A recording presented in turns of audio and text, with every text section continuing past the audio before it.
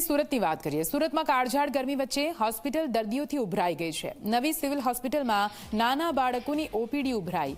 અતિ ગરમીમાં બાળકો તાવ અને લૂનો બની રહ્યા છે શિકાર। સિવિલમાં દર્દીઓની ભારે ભીડ જોવા મળી છે। આ સ્થિતિમાં બાળકો અને ગર્ભવતી મહિલાઓને પણ સાવચેતી રાખવા સૂચન કરવામાં આવ્યું છે।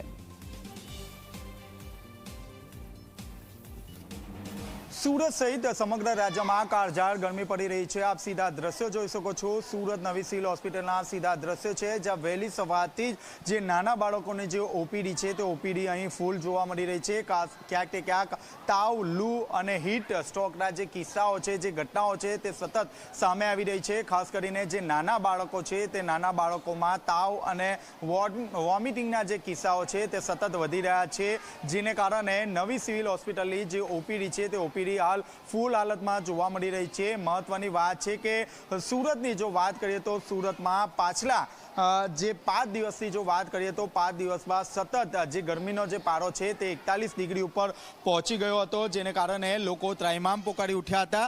जी क्या हुआ है? लड़के को क्यों सिविल आए? और लड़के को 4-5 दिन से बुखार हो रहा और उल्टी हो रही थी। कल से पेट में आना जो भी खा रहा वो भी उल्टी कर रहा था। अभी डॉक्टर ने बोले कि एडमिट करना पड़ेगा, बोले सोनोग्राफी करना पड़ेगी। आप देखते हैं क्या होता क्या नहीं, अल्लाह है। आप जी आप જોઈ રહ્યા છો નાના બાળકોમાં સતત જે તાવ અને લૂ લાગવાના જે કિસ્સાઓ છે તે કિસ્સાઓમાં સતત વધારો જોવા મળી રહ્યો છે। જી શું થયું છે? बुखार है। कितने दिनों से आ रहा है? 2-3 दिन से यहाँ पे कहाँ पे लेके आए हो? क्या है? यहाँ न्यू सिविल में डॉक्टर यहीं आते हैं हम तो। उतर नहीं रहा? उतर तो रहा है भाई, थोड़ा आ रहा जा रहा है।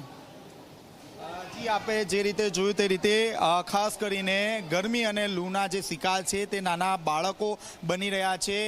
खास करीने जो बात करिए तो एप्रिल अने मे में 108 नी जो बात करिए तो सरेराश 50 जेटला केस ताव अने लूना मळी रह्या हता, परंतु एकाएक छेल्ला 5 दिवसनी जो बात करिए तो सरेराश 224 जेटला केसो सतत 108 ने मळी रह्या हता। अने महत्वनी वात छे के जे रीते गरमी अने लू लागवाना किस्साओ सतत वधी रह्या छे, जेने कारणे सूरतनी नवी सिविल होस्पिटल अने सिमिर होस्पिટલમાં અલાયદું જે વોર્ડ છે તે વોર્ડ ઊભો કરી દેવામાં આવ્યો છે, જેમાં પણ હાલ 6 થી વધુ જે દર્દીઓ છે તે વેન્ટિલેટર પર ઉપર જોવા મળી રહ્યા છે।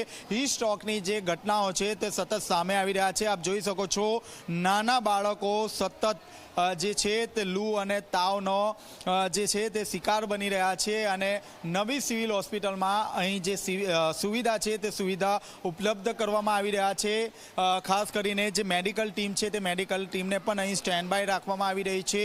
અને ખાસ કરીને સુરત મ્યુનિસિપલ કમિશનર દ્વારા પણ જે ગરમીને લગતા તમામ જે પ્રિકોશન છે તે પ્રિકોશનનું પાલન કરવા માટે સૂચના આપી દેવામાં આવી છે। ખાસ કરીને બપોરે 12 થી જે 5નો સમય છે તેમાં કામ વગર લોકો ઘરની બહાર ન નીકળે તે માટે સૂચના પણ આપી દેવામાં આવી છે। અને મહત્વની વાત છે કે જો નાના બાળકો અને જે ગર્ભવતી મહિલાઓ છે તેમને ખાસ કરીને ગરમીમાં તકેદારી રાખવા માટે પણ સૂચના આપી દેવામાં આવી છે। આવનારા જે 2 દિવસ છે તે ખૂબ જ મહત્વના રહેશે, કારણ કે જે રીતે સુરતમાં ઓરેન્જ એલર્ટ આપવામાં આવ્યું છે ત્યારબાદ ગરમીનો પ્રકોપ સૌથી વધુ જોવા મળી રહ્યો છે।